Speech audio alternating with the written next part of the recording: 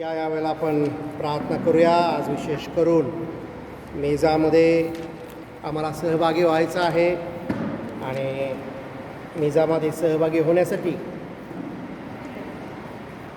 आत्मपरीक्षण करून आम्हाला मेजामध्ये सहभागी होणं फार गरजेचं आहे. या आपण प्रार्थना करूया. वेळेसाठी प्रभूचे विशेष उपकार मानूया. स्वर्गीय पित्या, आम्ही तुला धन्यवाद देतो आणि तुझी विशेष उपकार मानतो. पुन्हा एकदा बापा इथे येऊन आम्हाला तुझ्या लोकांच्यामध्ये एकत्र करून तू आम्हाला तुझं स्तवन आणि स्तुती आमच्याकडून करून घेतलीस. गीते गाऊन, टाळ्या वाजवून, वाद्य वाजवून बापा आम्हाला तुझं स्तवन करता आलं म्हणून आम्ही तुझे विशेष उपकार मानतो. आज बापा विशेष करून आम्ही जो तुझा होली टेबल आहे, मेज आहे पवित्र, त्याच्यामध्ये आम्हाला आज तू सहभागी करून घे. तत्पूर्वी तो आमच्या अंतःकरणाशी बोल. आम्हाला आमच्या चुकांसाठी पश्चात्ताप करता येऊ देत आणि आम्हाला मागे फिरता येऊ देत. यासाठी प्रत्येक भावाला आणि बहिणीला तू कृपा पुरव अशी मी तुझ्याकडे प्रार्थना विनंती करतो. सर्व मान तुझा आहे, सर्व महिमा तुझा आहे. प्रभू येशूच्या नावात मागतो म्हणून ऐक बापा. आमेन. Praise the Lord. आणि आम्ही फार महत्त्वाचा विषय त्याविषयी मनन करत आहोत, चिंतन करत आहोत. मनाचं रूपांतर होणे आमच्यासाठी किती महत्त्वाचं आहे याविषयी प्रभू आम्हाला वचनातून मार्गदर्शन करत आहे, चालवत आहे. कारण जर माझ्या मनाचं रूपांतर झालं नाही तर मी प्रभूसमोर ज्या प्रकारे उभं राहिलं पाहिजे, ज्या प्रकारे मला प्रभूला फेस करायचं आहे एक दिवशी, ते मी करू शकणार नाही. आणि म्हणून या पृथ्वीवरच्या जीवनामध्ये माझ्या मनाचं रूपांतर होणं हे माझ्यासाठी आणि आपल्या सर्वांसाठीच फार फार महत्त्वाची गोष्ट आहे. रोमकराचं पत्र याचा 12वा अध्याय आणि वचन 1 आम्ही गेल्या वेळेला पाहिलेलं आहे. पुन्हा आम्ही त्या वचनाकडे जाऊयात. रोमकराचं पत्र याचा 12वा अध्याय आणि वचन 1. म्हणून बंधुजन हो, मी देवाच्या करुणेमुळे तुम्हाला विनवतो की तुम्ही आपली शरीरे जिवंत, पवित्र व देवाला ग्रहणीय यज्ञ म्हणून समर्पण करावी. ही तुमची आध्यात्मिक सेवा आहे. आणि बऱ्याच ठिकाणी, बऱ्याच वेळेला, बऱ्याच विश्वासणाऱ्यांना असं वाटून राहतं की मी गीते गातो, मी टाळ्या वाजवतो, मी म्युझिक इन्स्ट्रुमेंट्स वाजवतो, मी चॅरिटी करतो, मी दानधर्म करतो, मी दान दशांश देतो, मी वचन वाचतो, मी वचन दुसऱ्याला ऐकवतो, मी सुवार्तेचा प्रचार करतो. आणि ह्या सगळ्या चांगल्या गोष्टी आहेत, यात वाईट काही नाही आहे. प्रभू येशूने स्वतः आम्हाला हे करण्यासाठी आदेश दिलेला आहे. परंतु मला जे असं वाटतं की हे सर्व मी करतो म्हणजे मी आध्यात्मिक सेवा करतो.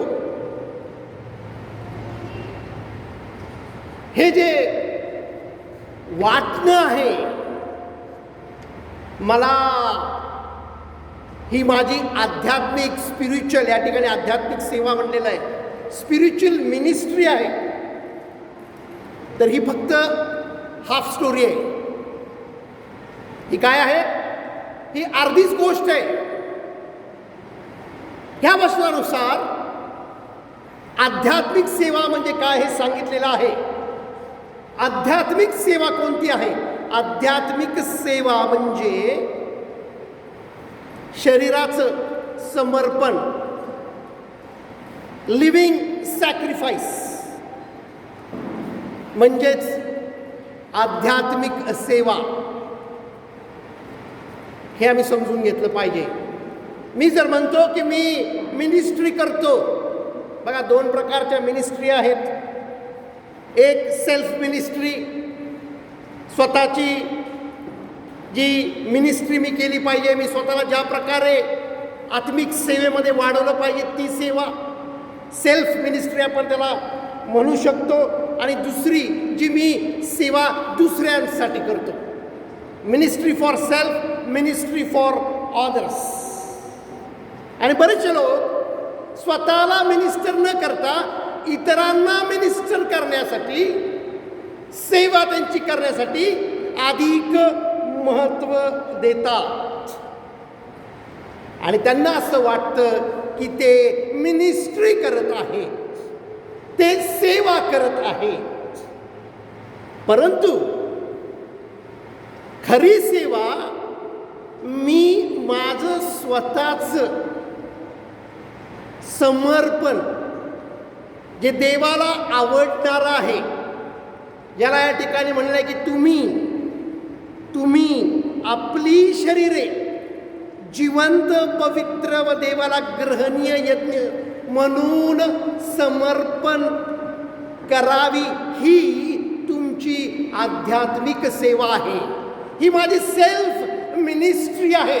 ही मिनिस्ट्री जर मी करत नाही आणि मी बाकी सगळ्या मिनिस्ट्री करतो इतरांसाठी, तर ती सेवा प्रभूला संतोष देणारी नाही.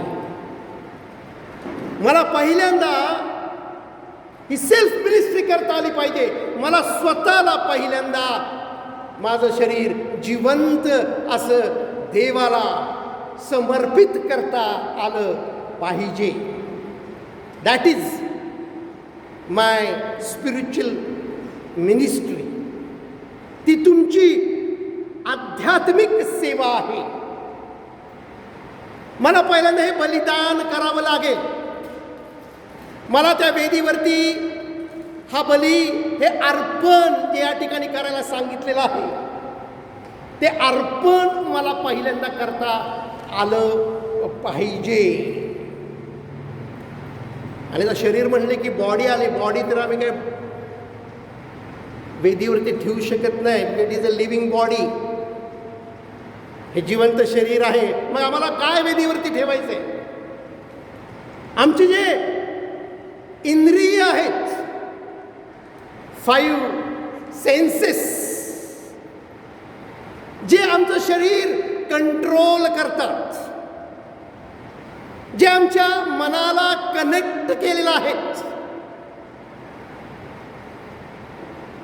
आमच्या मनामध्ये 3 गोष्टी आहेत. एक तर इंटेलिजन्स आहे, दुसरं इच्छाशक्ती आहे, आणि तिसरं आहे आमच्या भावना, आमच्या इमोशन्स. हे आमच्या माइंडमधल्या गोष्टी आहेत. व्यावहारिक ज्ञान जे आम्हाला पृथ्वीवरती ज्याची गरज असते, इंटेलेक्च्युअल ज्याला म्हणतात, इंटेलिजन्स त्याला म्हणतात, ते. दुसरं म्हणजे इच्छा, विल, आणि तिसरी गोष्ट म्हणजे आमच्या भावना, आमच्या इमोशन्स.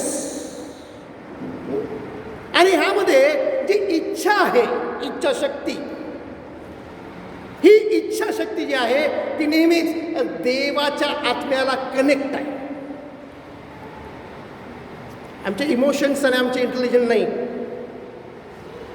इमोशन्स, आमच्या भावना आमच्या शरीराला कनेक्ट आहेत, पण आमच्यामध्ये जी विल पॉवर आहे ती नेहमीच देवाला कनेक्टेड अशी आहे.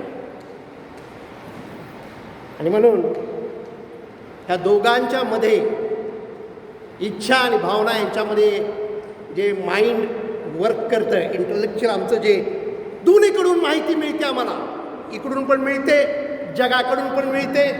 5 सेन्सेसच्या द्वारे आमच्यामध्ये बरीचशी माहिती आम्हाला आमच्या माइंडमध्ये येत असते.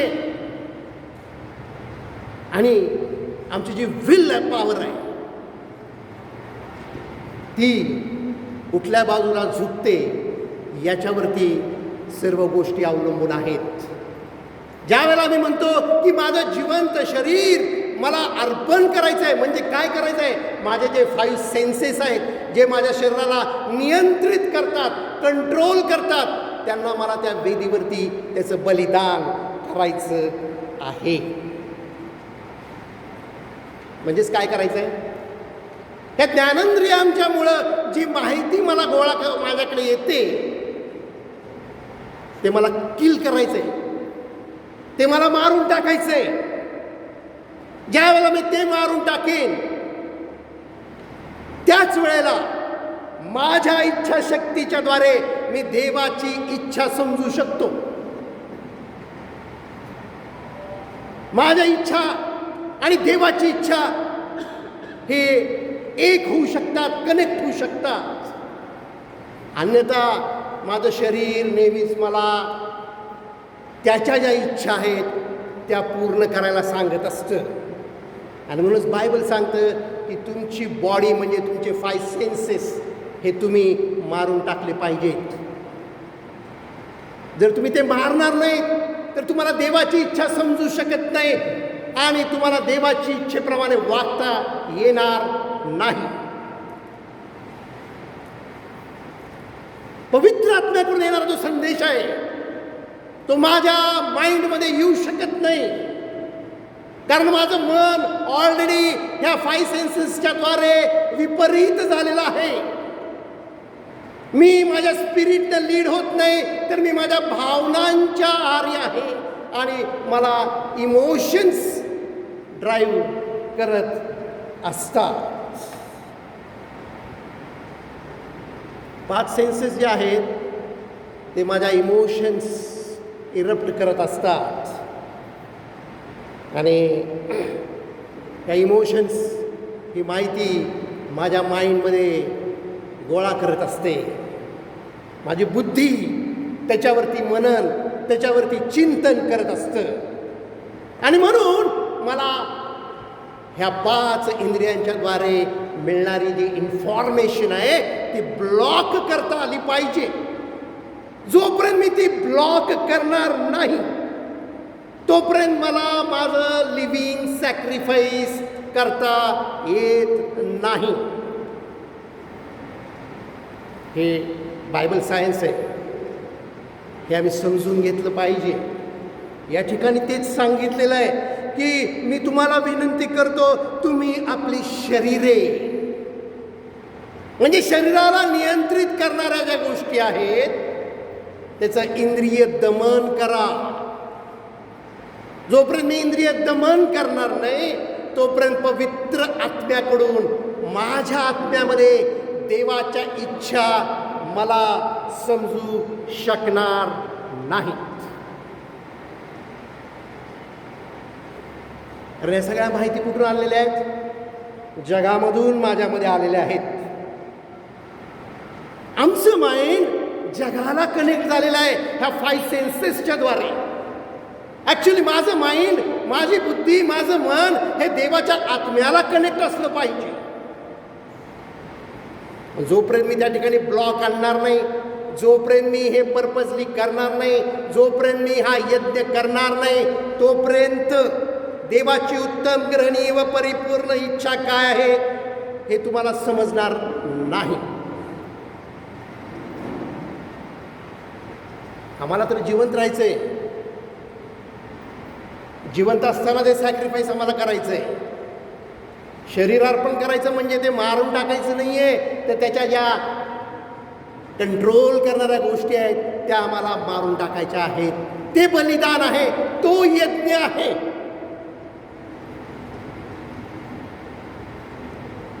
जर आम्ही हे करू तर माझी जी विल पॉवर आहे, जी देवानं माझ्यामध्ये उपजत ठेवलेली आहे इच्छाशक्ती, ती इच्छाशक्ती पवित्र आत्म्याला कनेक्ट होईल आणि माझ्यामध्ये होली स्पिरिटकडून येणारी इन्फॉर्मेशन येईल आणि मी आत्म्याच्या प्रेरणेने चालायला लागेल. कारण देवाची परिपूर्ण आणि ग्रहणीय इच्छा मला काय आहे हे समजेल.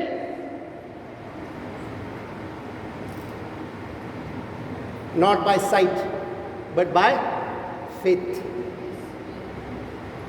हे इंद्रियांना दिसतं, डोळ्याला दिसतं म्हणून आम्ही चालतो. बायबल सांगतं तसं तुम्हाला चालायचं नाही आहे. तर जी इन्फॉर्मेशन तुम्हाला होली स्पिरिट देणार आहे त्यानुसार तुम्हाला चालायचं आहे. असं जे मी करतो त्याला लिव्हिंग सॅक्रिफाईस म्हटलेलं आहे. त्याला काय म्हटलेलं आहे? जिवंत शरीराचा जिवंत यज्ञ म्हटलेला आहे. आणि म्हणून या युगाबरोबर समरूप होऊ नका. आम्ही कसे युगाबरोबर समरूप होतो? आम्ही हे जे 5 ज्ञानेंद्रिय आहे त्याच्यानुसार चालत असतो. त्यानुसार जी माहिती येते त्यानुसार आम्ही आमच्या भावनांच्याद्वारे चालत असतो. आम्हाला तसं चालायचं नाहीये. तर आपल्या मनाच्या नवीनीकरणाने स्वतःचे रूपांतर होऊ द्या. So change in mind, renewing of mind, मनाचं रूपांतर. हे कशावर अवलंबून आहे? मी कोणत्या प्रकारचं अन्न खातो. म्हणजे काय? डाएट माझं काय? मी माझ्या माइंडला, माझ्या बुद्धीला मी काय खायला घालतो याच्यावरती माझ्या मनाचं रूपांतर डिपेंड आहे. काय मी फीड करतो, कोणती माहिती मी डोळ्याने पाहतो, कोणती कानाने मी ऐकतो, माझ्या सेन्सेसला काय जाणवतं या जगातून, याच्यावरती आम्हाला काम करायचंय. आम्ही जगाशी समरूप झाल्यामुळं काय झालेलं आहे? रोमकरास पत्रेचा 1 अध्याय, रोमन्स चॅप्टर 1 वर्स, या ठिकाणी आपण बघूया.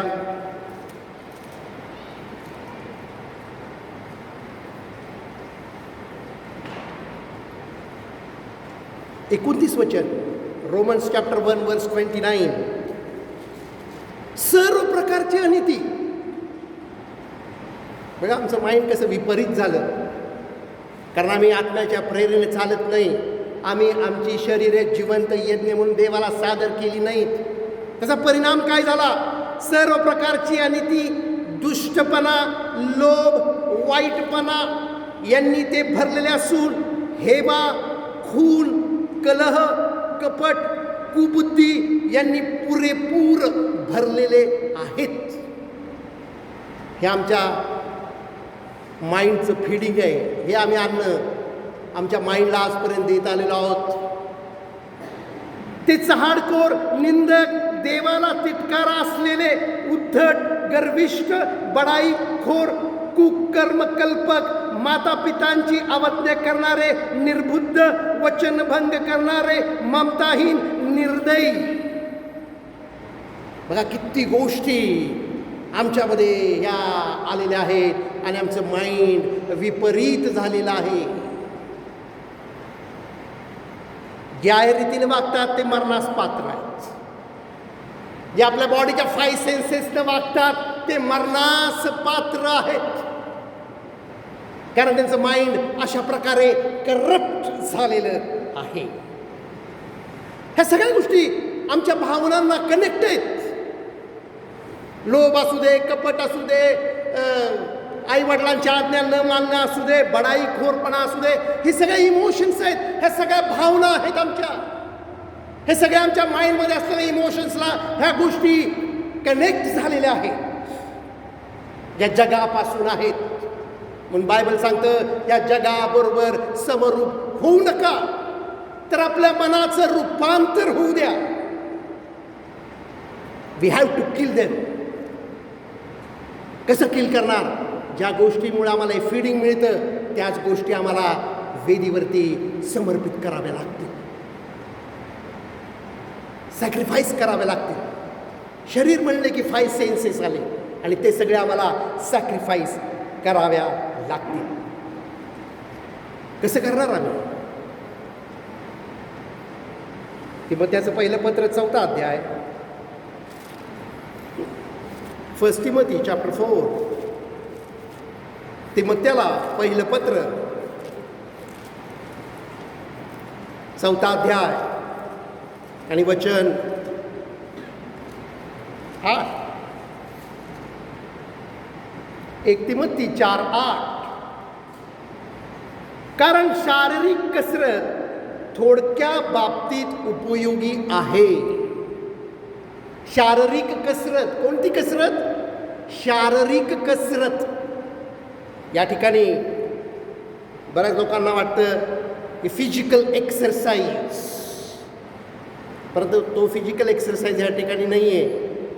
जे मी तुम्हाला सांगत आहे तो एक्सरसाइज जर आम्ही केला, आम्ही आमच्या बॉडीचे सेन्सेस आमच्या कंट्रोलमध्ये ठेवणं, इंद्रिय दमन करणं, ही शारीरिक कसरत, ज्याला म्हटलेलं आहे साधना करणं, तपस्या करणं, साधना करणं,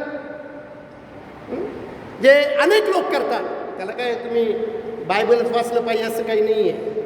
जगामधले पुष्कळ जाती धर्माचे आणि पंथाचे लोक सेल्फ कंट्रोल करणारे आहेत. त्यांनी त्यांच्या ह्या ज्या इंद्रिय आहेत त्याच्यावरती नियंत्रण ठेवायला ते शिकलेले आहेत. त्यासाठी जी साधना करावी लागती, ती साधना, ती शारीरिक कसरत त्या लोकांनी केलेली असते, जी आम्हाला सुद्धा करायची कसरत. बायबल सांगतं की तू जर हे करशील तर ती तुला उपयोगी आहे थोडक्या बाबतीत.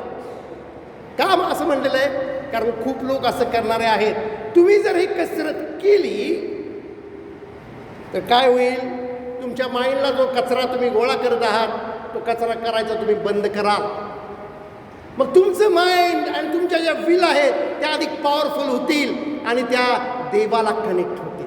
प्रॉब्लेम एवढाच आहे की जगातले लोक होली स्पिरिटला कनेक्ट होऊ शकत नाही, कारण त्यांच्यामध्ये असलेला पवित्र आत्मा हा आहे हेच त्यांना मुळात माहीत नाही.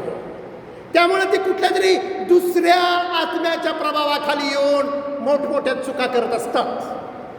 परंतु आमच्यासाठी म्हणून या ठिकाणी म्हणलेलं आहे की ही जी कसरत आहे त्याचा लिमिटेड यूज आहे. थोडक्याविषयी ती प्रॉफिटेबल आहे, उपयोगी आहे. कारण जर मला माहीत नसेल, मला गॉडलीनेसकडे वळायचं आहे, ती इच्छा माझ्यामध्ये आली पाहिजे जी देवाची इच्छा आहे, तर जरी मी सेल्फ कंट्रोल केला तर माझ्यामध्ये बॅड स्पिरिट्स येऊन मला माझी अवस्था पहिल्यापेक्षा वाईट करू शकतात. या ठिकाणी सांगितलेलं आहे शारीरिक कसरत थोडक्या बाबतीत उपयोगी आहे, सुभक्ती तर सर्व बाबतीत उपयोगी आहे. सुभक्ती म्हणजे गॉडलीनेस, म्हणजे काय? Mind of God. म्हणजे कोण? माइंड, ख्रिस्ताचं मन जर माझ्यामध्ये असेल तर ते मात्र सर्व बाबतीत उपयोगी आहे.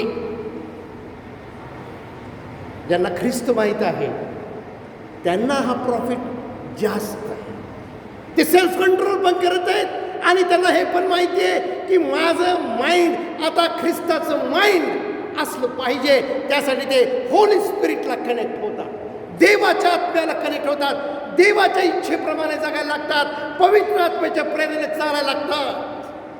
बायबल सांगतं अशा लोकांना फायदा जास्त आहे. ते सर्व बाबतीत उपयोग आहे. तिला आत्ताच्या व पुढच्या जीवनाचे अभिवचन मिळाले आहे. Praise Lord.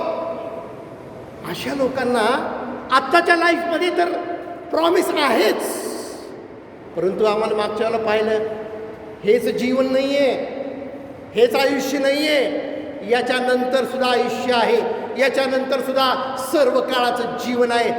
ही जी गोष्ट जर कोण करतं तर त्यांना डबल प्रॉफिट आहे.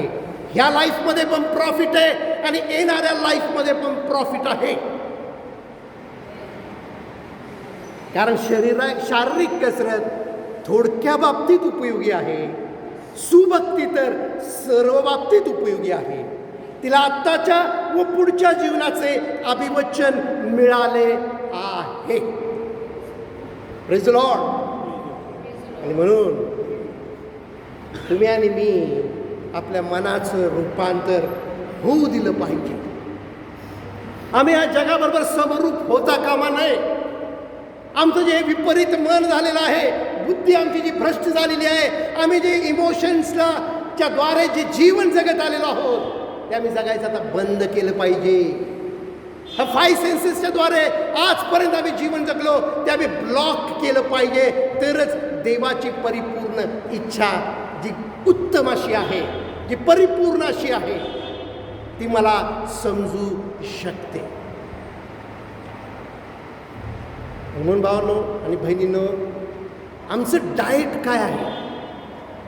मी माझ्या माइंडला डेली काय फीड करतो, कोणता मानना मी खायला घालत असतो, हे आमच्यासाठी फार फार महत्त्वाचं आहे. परंतु बायबल सांगतं की हे इंद्रिय दमन लिमिटेड प्रॉफिट देतं. परंतु हे तरी इंद्रिय दमन करून जर मी क्राइस्टचं माइंड माझ्यामध्ये यावं, सुभक्ती त्याला म्हटलेलं आहे, गॉडलीनेस, ती सर्व बाबतीत आम्हाला उपयोगी आहे, ह्या जीवनासाठी पण आणि येणाऱ्या जीवनासाठी पण ही आमच्यासाठी प्रॉफिटेबल आहे. Before death life and after death life, दोन्ही लाईफसाठी यामध्ये प्रॉफिट आहे. म्हणून ह्या गोष्टीची आम्ही साधना केली पाहिजे. ह्या गोष्टीकडं आम्ही ध्यान आणि मनन करणारे लोक असलं पाहिजे. आज आम्ही जगातल्या इन्फॉर्मेशनवर खूप ध्यान आणि मनन करत असतो. त्यामुळे फक्त आमच्या माइंडमध्ये कचरा आलेला आहे. आणि रोम 29 मध्ये तर अख्खी लिस्टच दिलेली आहे की आम्ही कशानं भरलेले आहोत. आमच्यामध्ये काय काय गोष्टी आहेत, रोम 1:29 काढून लिस्ट करा आणि मग त्यापुढे टिक करा. हे माझ्यात आहे, हे माझ्यात आहे, हे माझ्या लोभ आहे, कपट आहे, मत्सर आहे, हेवा आहे, अमका आहे, तमका आहे. बघा, मग कळेल आम्हाला की आम्ही आमच्या माइंडला काय फीड केलेलं आहे. भावांनो बहिणींनो, खरोखर आम्हाला जर हे रूपांतर करता आलं तर हे ह्या जीवनासाठी उपयोगी आहे आणि येणाऱ्या जीवनासाठी पण उपयोगी आहे. आता ह्या ठिकाणी हा विश्वास माझ्यामध्ये असला पाहिजे. तुम्ही तर म्हणाल की आम्ही विश्वासणारे आहोत, आणि विश्वासणाऱ्यांना आहे ध्यान आणि मनन काय त्याची गरज आहे. बायबल तर सांगतं की तुम्ही विश्वासाने जगत आहात. By faith we are living. अब्राहमाने विश्वास ठेवला आणि तो देवाची संतती असा झाला, देवाचं जे लेकरू झालेला आहे. मग आमच्यासाठी हे ध्यान मनन, ही साधना, हे इंद्रिय दमन, याची काय गरज आहे मला? आणि बऱ्याच लोकांना ह्या गोष्टी माहितीच नाही आहेत हे करायचं आहे. विश्वास पाहिजे आमचा. इब्रिकरास पत्र याचा 11वा अध्याय आणि वचन 1 मध्ये विश्वासाची व्याख्या दिलेली आहे. हिब्रूज चॅप्टर 11 वर्स 1.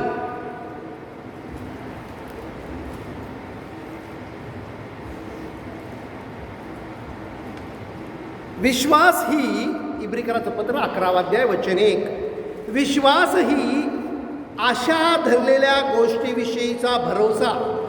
फेथ म्हणजे काय सांगितलेलं आहे? आशा धरलेल्या गोष्टीविषयीचा भरोसा आणि न दिसणाऱ्या गोष्टीबद्दलची खात्री आहे. विश्वास काय या ठिकाणी दिलेला आहे? What is the faith? आशा धरलेल्या गोष्टीविषयीचा भरोसा.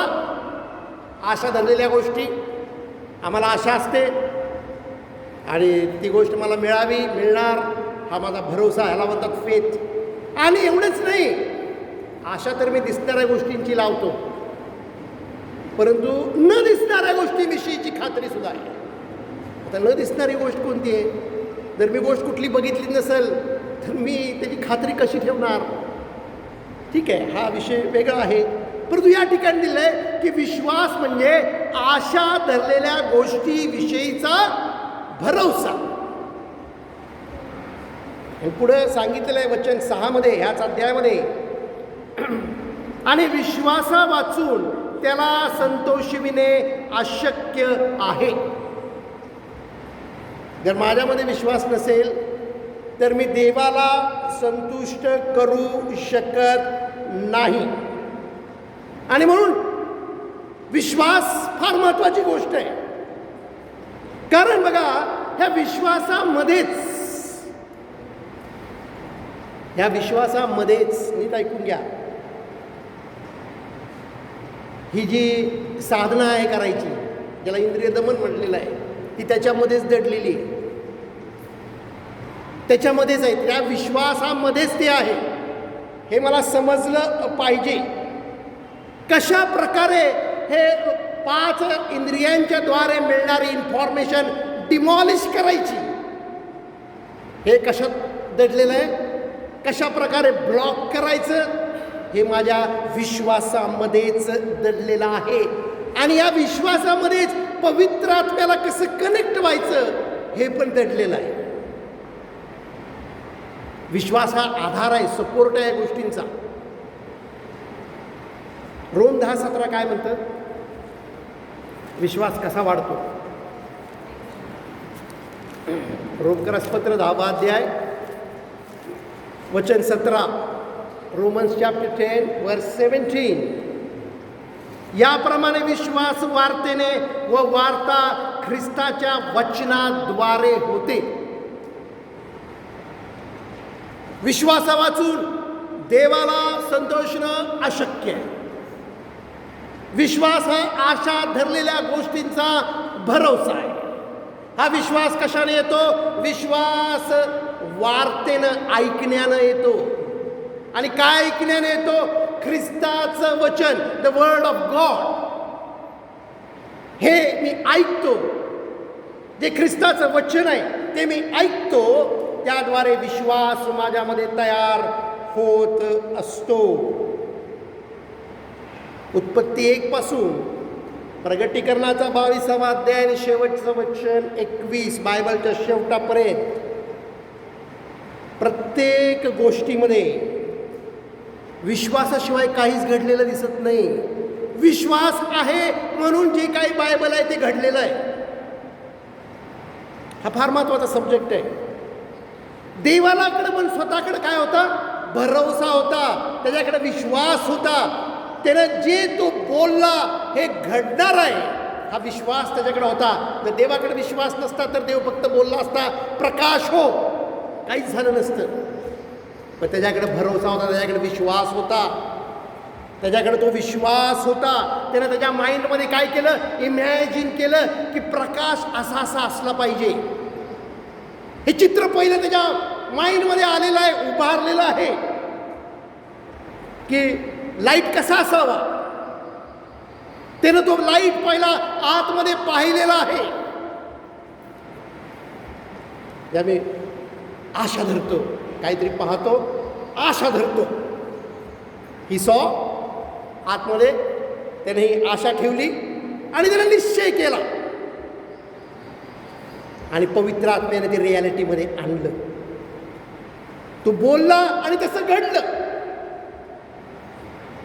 4 गोष्टी या ठिकाणी आहेत. त्यानं पहिल्यांदा पाहिलं की लाईट असला पाहिजे, कसा असला पाहिजे हे त्यानं डिसाईड केलं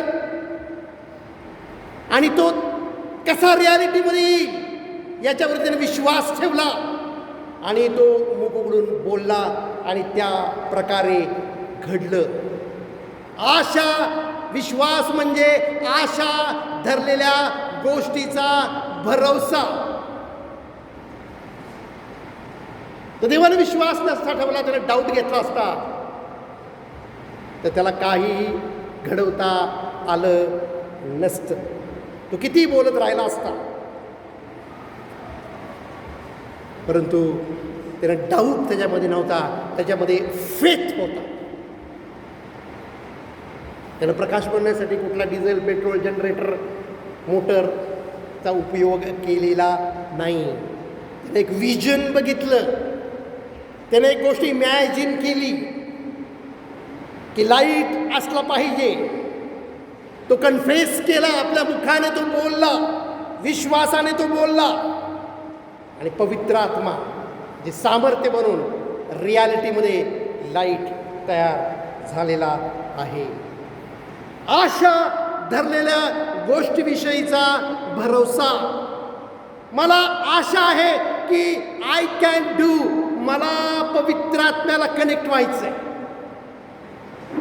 मी जे 5 सेन्सेस आजपर्यंत लाईफ जगत आलेलो आहो, मला भरोसा आहे की हे लाईफ मी नाही जगणार इथून पुढे. हा विश्वास जेव्हा मी धरतो तेव्हा पवित्र आत्मा रियालिटीमध्ये हे खरोखर करून आणत असतो. म्हणून बायबलमध्ये फेथ शिवाय काही नाही आहे. एवढं जरी महत्त्वाचा सब्जेक्ट असला हा बायबलमधला, तरी याविषयी फक्त 2च वचनं आहेत. एक इब्री 11:1 जे आम्ही आत्ता वाचलं, आणि दुसरं रोमकराचं पत्र 10वा अध्याय वचन 17. बायबलमध्ये अख्ख्या विश्वासाविषयी 2च वचनं आहेत. प्रत्येक ठिकाणी विश्वास विश्वास विश्वास याविषयी सांगितलेला आहे. परंतु हा विश्वास कसा ठेवायचा, हा कसा निर्माण करायचा, हा कसा जन्माला आणायचा, याच्याविषयी फक्त 2च वचनं आहेत. अनेक वेळेला अनेक ठिकाणी आम्ही विश्वासाविषयी ऐकत असतो. प्रभू येशू ख्रिस्त स्वतः योहान 14:1 म्हणतो की तुम्ही देवावर विश्वास ठेवा व माझ्यावरही विश्वास ठेवा. विश्वास विश्वास विश्वासाविषयी सांगितलेलं आहे. परंतु विश्वासणाऱ्यांनी विश्वास काय ठेवायचा, कसा ठेवायचा, कारण 2च वचनं आहेत, 11:1 आणि 10:17. ओन्ली 2 वर्सेस विश्वासाविषयी आम्हाला. परंतु ही 2 वचनं पॉवरफुल आहेत. त्याच्यामध्ये लाईट आहे, त्याच्यामध्ये रेव्हलेशन्स आहे. ख्रिस्ताचं जे वचन आहे ते जेव्हा आम्ही ऐकतो तेव्हा आमच्यामध्ये तो लाईट येतो. या ठिकाणी सांगितलेलं आहे की विश्वास वार्तेने व वार्ता या ठिकाणी सांगितलेलं आहे ख्रिस्ताच्या वचनाद्वारे, द वर्ड ऑफ गॉड. विश्वास ऐकण्याने. ऐकतो कशाने आम्ही? कानांनी ऐकतो. काय ऐकतो? देवाचा काय प्लॅन आहे, देवाच्या गोष्टी काय आहेत, देवाचं विजन आमच्यासाठी काय आहे, देवाच्या कल्पना काय आहेत, हे जे आम्ही वाचतो आमच्या माइंडमध्ये त्या गोष्टी येतात. कुठून येतात? आमच्या कानाच्या द्वारे. शब्द बोलला आणि त्याचं व्हायब्रेशन, त्याची फ्रिक्वेन्सी माझ्या कानावर नादळते आणि तिथून ती माझ्या मनामध्ये आतमध्ये जात असते.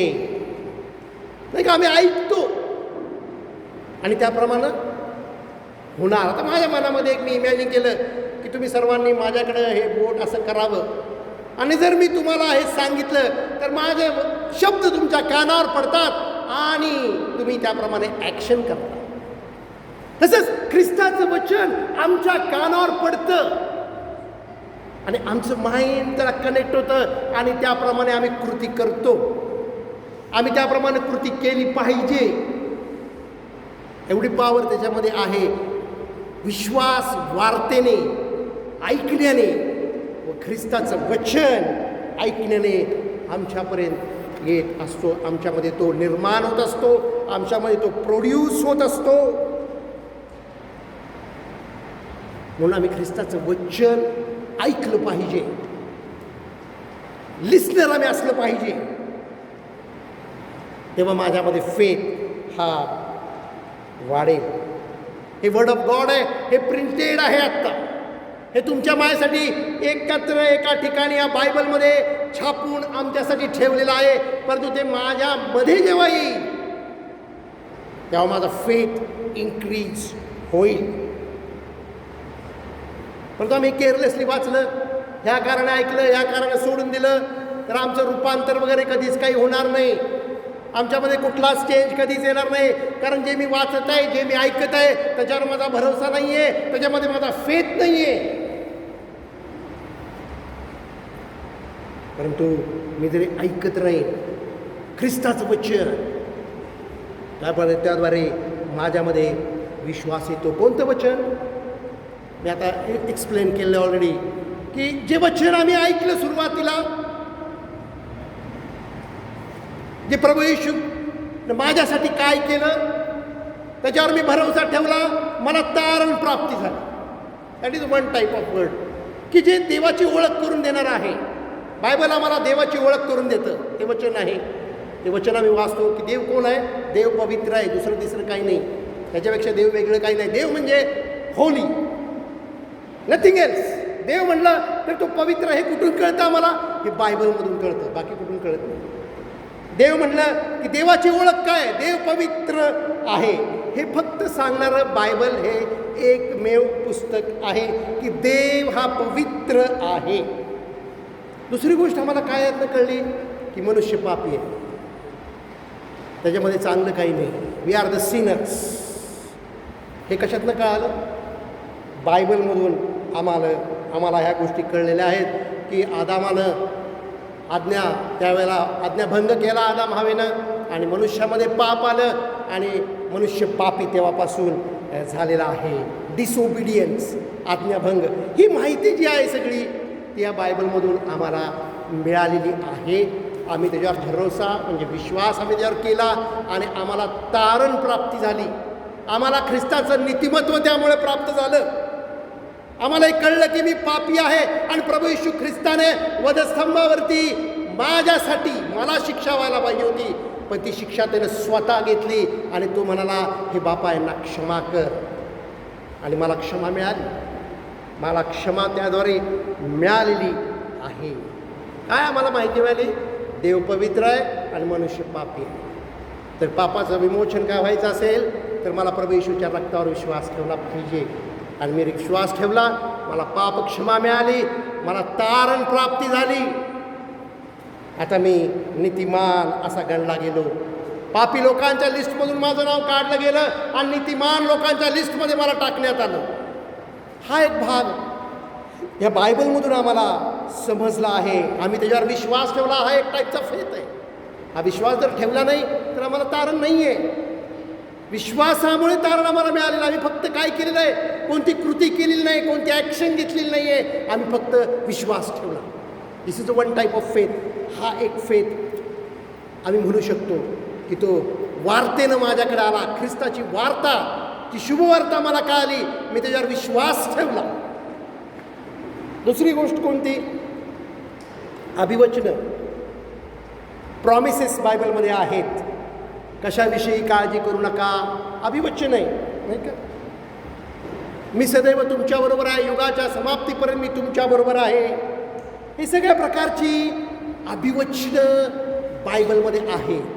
आणि विश्वासदाराने अभिवचनं कोट करायला, वाचायला, भिंतीवरती लावण्यासाठी, त्यांच्या मोबाईलमध्ये स्क्रीनशॉट लावण्यासाठी सगळीकडे त्याचा उपयोग ते करतात. त्यांना फार या गोष्टी, कारण हे देवाचं सामर्थ्य आहे. जर मी त्या प्रॉमिसवर बिलीव्ह केलं तर होली स्पिरिट रियालिटीमध्ये माझ्या लाईफमध्ये मिरॅकल करतं. चिन्ह आणि चमत्कार माझ्या लाईफमध्ये घडतात. एवढी ताकद त्याच्यामध्ये आहे. जर मी त्यावर भरोसा ठेवला तर, विश्वास ठेवला तर.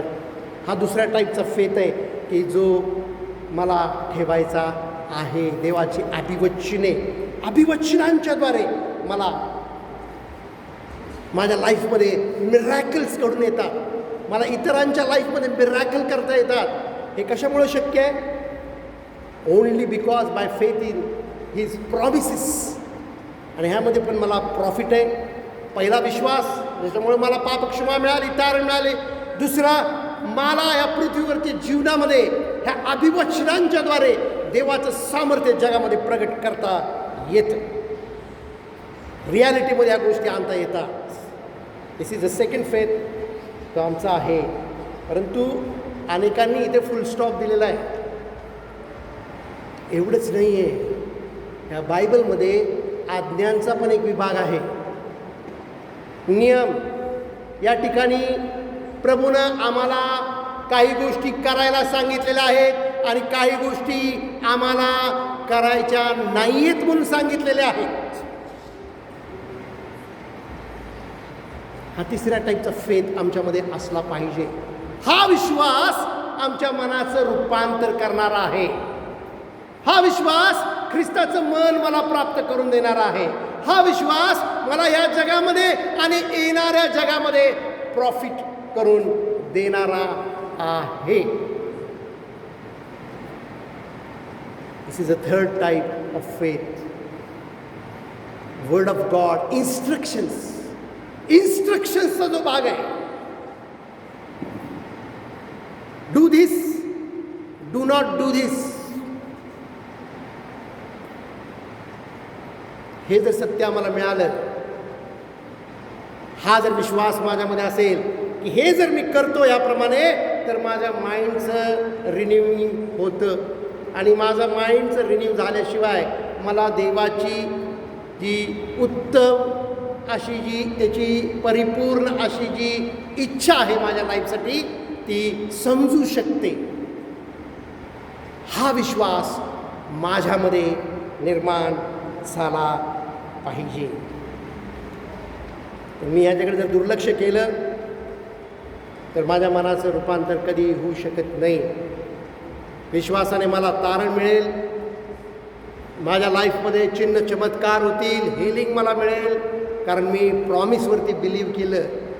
परंतु माझं माइंड जर चेंज व्हायचं असेल, माझ्या मनाचं जर रूपांतर व्हायचं असेल, तर प्रभूनं दिलेली प्रत्येक लहान आणि मोठी आज्ञा मला उभे करण्याचा विश्वास पाहिजे.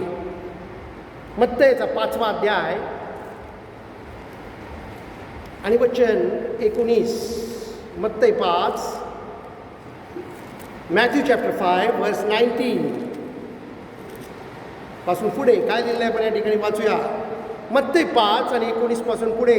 यास्तव जो कोणी या लहान आज्ञातील एखादी रद्द करील, म्हणजे स्वतःच्या सोयीनुसार फक्त आज्ञा वापरेल, ज्या आज्ञा कठीण आहे, ज्या उभे करता येत नाहीत, ते त्याच्यासाठी पर्टिक्युलरली कॅन्सल समजेल, कोणी रद्द करील व त्याप्रमाणे लोकांना शिकवील, त्याला स्वर्गाच्या राज्यात अगदी लहान म्हणतील. पण जो कोणी त्या पाळील शिकवील, त्याला स्वर्गाच्या राज्यात मोठा म्हणतील. प्रभू या ठिकाणी, येशू या ठिकाणी शब्द वापरतो लहान आज्ञा. म्हणजे आज्ञा मोठ्या पण आहेत आणि आज्ञा लहान पण आहेत, दोन्ही टाईपच्या आज्ञा आहेत. मग ही जी लहान आज्ञा सुद्धा जर कोणी पाळत असेल आणि जर कोणी त्या पाळायला शिकवत असेल, तर तो किंगडम ऑफ गॉडमध्ये मोठा म्हटला जाईल.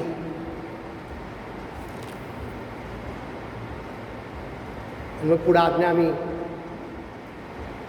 मत्तईचं जे हे सर्मन ऑफ माउंट आहे, हे आम्ही त्याचा अभ्यास आम्ही लॉकडाऊनमध्ये केलेला आहे. या ठिकाणी प्रभूनं आम्हाला ह्या आज्ञा किती महत्त्वाच्या आहेत हे करायला आम्हाला सांगितलेलं आहे. या ठिकाणी म्हटलेलं असतंय, खून करू नको, जो कोणी खून करील तो न्यायशिक्षेच्या दंडास पात्र होईल, असे प्राचीन लोकांना सांगितले होते. हे तुम्ही ऐकले होते.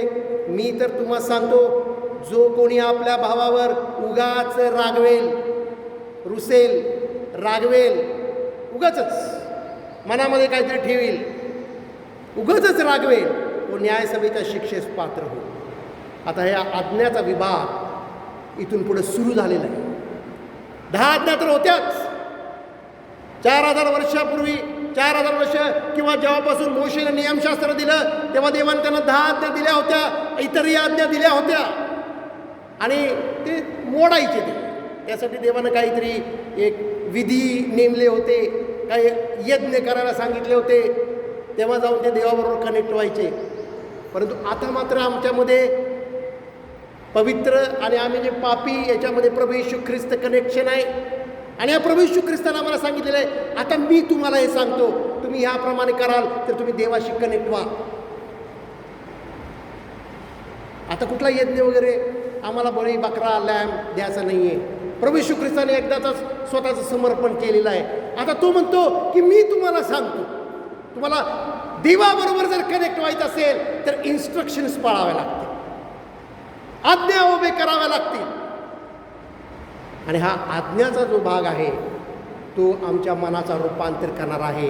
तो ह्या आयुष्यासाठी पण उपयोगी आहे आणि येणाऱ्या आयुष्यासाठी पण उपयोगी आहे.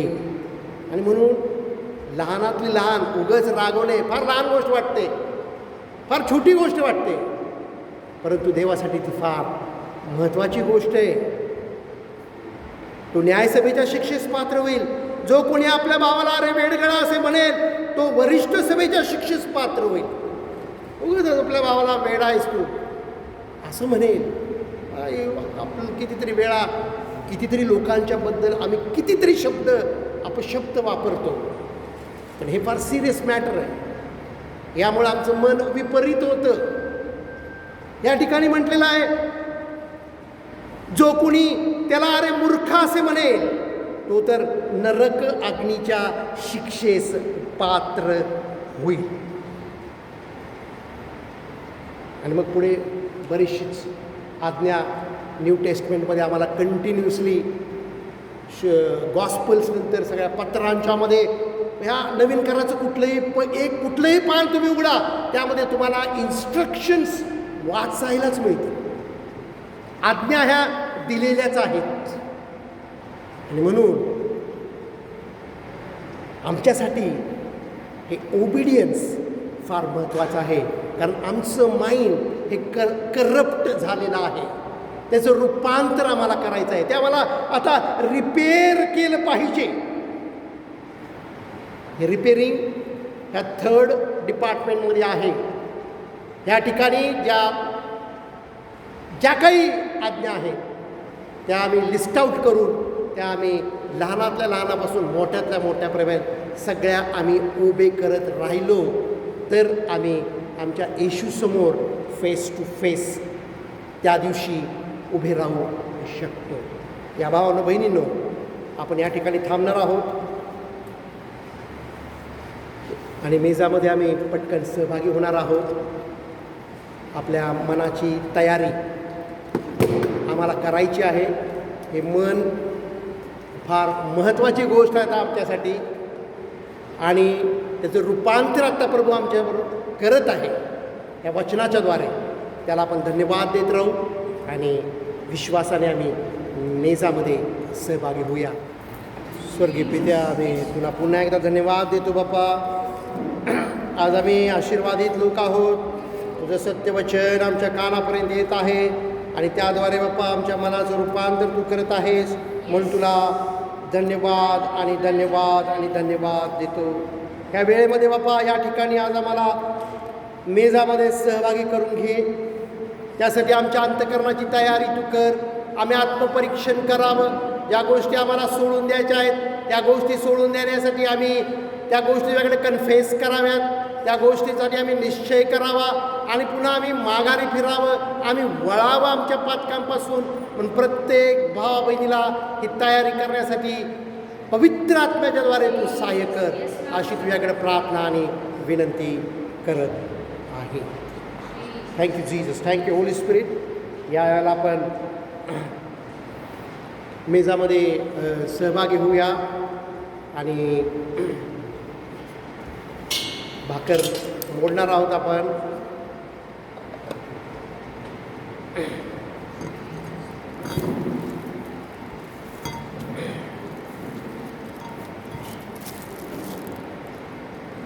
Thank you, Holy Spirit. Thank you, Holy Spirit. Thank you, Holy Spirit. Thank you, Holy Spirit. Thank you, Lord. Thank you, Lord. Thank you, Lord.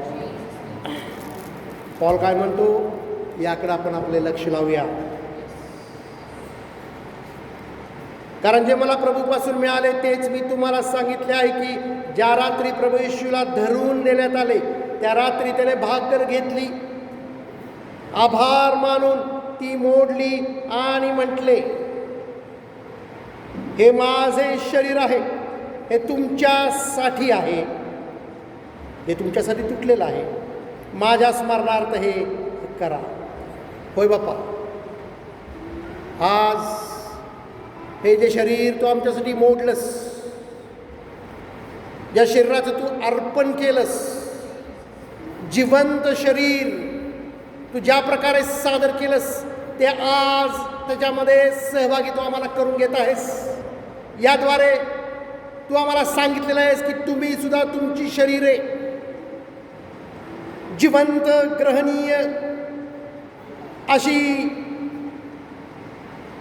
सादर करा. आज बाप्पा आम्हाला हे करण्यासाठी तू कृपा पुरव. हा आशीर्वाद प्रत्येक भावा बहिणीमध्ये उतरून येऊ देत अशी प्रार्थना आणि विनंती करतो. प्रभू ख्रिस्ताच्या नावात मागतो ऐक बाप्पा, आमेन. या भावांनो बहिणींनो, आपल्यासमोर भाकर येईल, आपण लगेचच त्याच्यामधून मोडून घेऊया. You should know.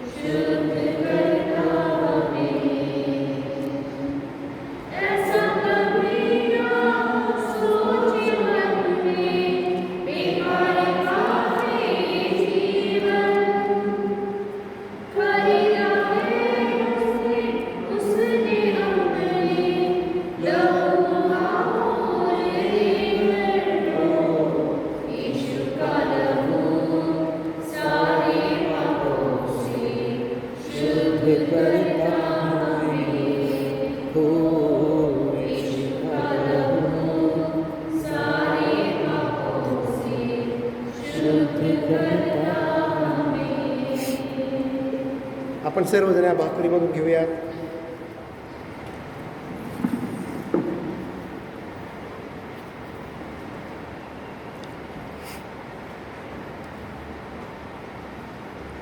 मग भोजन झाल्यावर त्याने प्याला घेऊन तसेच केले आणि म्हटले, हा प्याला माझ्या रक्ताने झालेला नवा करार आहे. जितक्यांदा तुम्ही हा पिता तितक्यांदा माझ्या स्मरणार्थ हे करा. स्वर्गीय पित्या, तुझा पुत्र प्रभू येशू ख्रिस्त म्हणून आम्हाला प्राप्त झाला, त्याचं आम्ही स्मरण करतो. ह्या प्याल्यामध्ये हा जो रक्त त्याचं जे आहे ते बहुमूल्य रक्त आहे, ते रक्त सांडून त्यानं आम्हाला विकत घेतलेलं आहे. आता आम्ही आमचे नाही तर आम्ही त्याचे आहोत याची जाणीव, याचं रिअलायझेशन प्रत्येक जण जो ह्या प्याल्यामधून घेतो त्याला होऊ देत. कारण हे रक्त बहुमूल्य सांडलंस, आमच्यासाठी केलंस, त्याचं आम्ही आज स्मरण करतो. आणि आम्हाला बाप्पा तू पापमुक्ती, आम्हाला सॅल्वेशन, आम्हाला तारण देऊन या जगामध्येच नाही तर येणाऱ्या जगासाठी सुद्धा, येणाऱ्या आयुष्यासाठी सुद्धा आम्हाला तू आज ब्लेस केलंस. म्हणून बाप्पा आम्ही तुझे उपकार मानतो. बाबा तुझं सामर्थ्य आमच्यामध्ये कार्य करू देत अशी प्रार्थना करतो. पवित्र आत्म्याचं सामर्थ्य आम्हा प्रत्येकाला निर्णय घेण्यासाठी कृपा पुरवावी अशी आम्ही मागणी करतो. प्रभू येशूच्या नावात मागतो म्हणा बापा, आमेन. या भावा बहिणींनो, आपल्यासमोर प्याला येईल, आपण लगेचच त्या प्याल्यातनं घेऊया आणि पिऊया.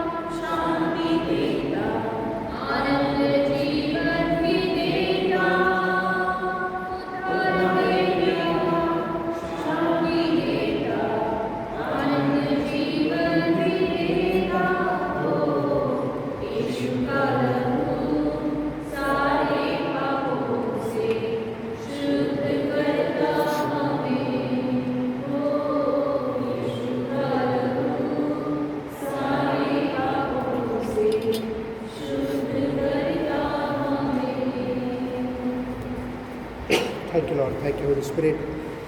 आम्ही धन्यवाद देतो स्वर्गीय पित्या वेळेसाठी, तुझे आभार मानतो. तुझं वचन सांगतं जितक्यांदा तुम्ही ही भाकर खाता व हा प्याला पिता, तितक्यांदा तुम्ही प्रभूच्या मरणाची तो येईपर्यंत घोषणा करता. आणि पौल आम्हाला या ठिकाणी 2 प्रश्नसुद्धा सांगतो, विचारतो. जो आशीर्वादाचा प्याला आपण आपणाला आशीर्वादित करतो, तो ख्रिस्ताच्या रक्ताच्या सहभागितेचा प्याला आहे की नाही? जी भाकर आपण मोडतो ती ख्रिस्ताच्या शरीराच्या सहभागितेची भाकर आहे की नाही?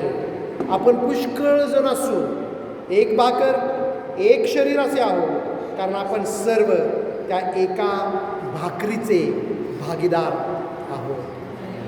देवपित्या, आम्ही तुला धन्यवाद देतो या वेळेसाठी. आज तू आमच्या अंतःकरणामध्ये तुझं वचन पाठवून दिलंस म्हणून तुझे उपकार मानतो. बाप्पा, आम्हाला तुला कनेक्ट करण्यासाठी जे काही आम्हाला रूपांतरित व्हायचं आहे ते रूपांतर आमच्यामध्ये तू सुरू केलेलं आहेस. आता प्रभू ख्रिस्तामध्ये आम्ही नवी उत्पत्ती आहोत. तुझं वचन सांगतं, पहा जुने ते होऊन गेले. Now we R new creation. आम्ही नवी उत्पत्ती आहोत. बापा, हा विश्वास आमच्यामध्ये तू ग्रो कर या आठवड्यामध्ये, या महिन्यांच्यामध्ये, या दिवसांच्यामध्ये. आणि बाप्पा, आम्हाला तू हा आशीर्वादाचा प्यालामध्ये आज आशीर्वादित केलंस, सहभागी करून घेतलंस, म्हणून तुझे उपकार मानतो. सर्व मान तुझा आहे, सर्व महिमा तुझा आहे. प्रभू येशूच्या नावात मागतो नाही बाप्पा, आमेन. देवपिता व प्रभू येशू ख्रिस्त याच्यापासून तुम्हा सर्वांना शांती व विश्वासाबरोबर प्रीती लाभो. आपल्या प्रभू येशू ख्रिस्तावर जे अक्षय प्रीती करणारे आहे त्या सर्वांबरोबर कृपा असो. आमेन.